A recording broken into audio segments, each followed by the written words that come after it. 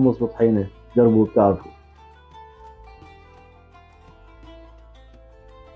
أهلا وسهلا فيكم بقناة الشيف ماهر، إن شاء الله تكونوا بخير.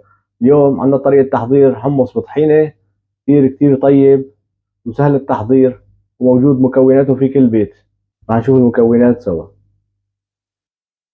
نحتاج نص كيلو حمص، 100 جرام مي بارد لازم، معلقة ملح الليمون. طبعا أنا راح أستخدم ملح الليمون بيضاين معنا إذا حطيناه في البراد لوقت أطول. نحتاج الزيت حتى يعطينا النعومة. نحتاج طحينة 150 جرام. هلا عنا الحمص صار جاهز منقوع وجاهز.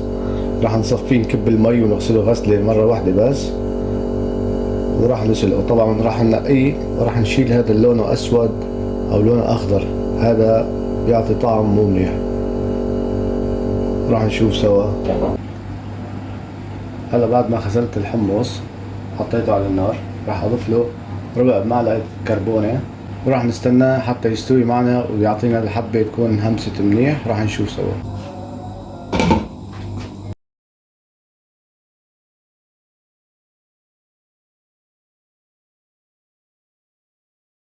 وهلا بعد ما استوى الحمص راح تكون النتيجة بهذا الشكل. لازم يستوي على الخالص ينهمس.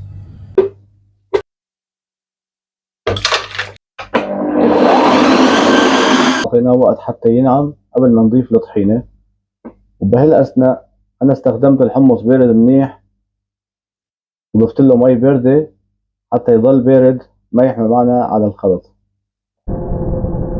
نعم تمام. راح نضيف الطحينة والزيت تدريجيا.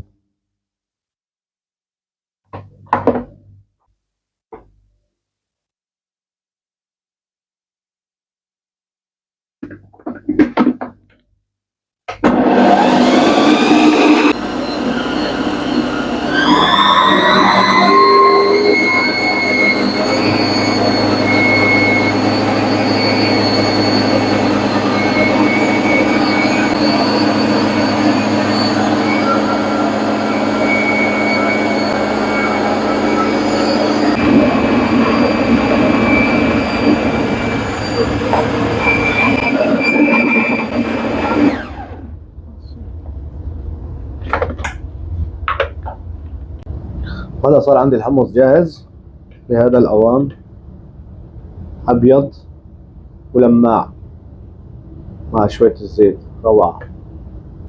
طبعا راح نحطه بالبراد حتى يشد معنا يصير قوامه كويس.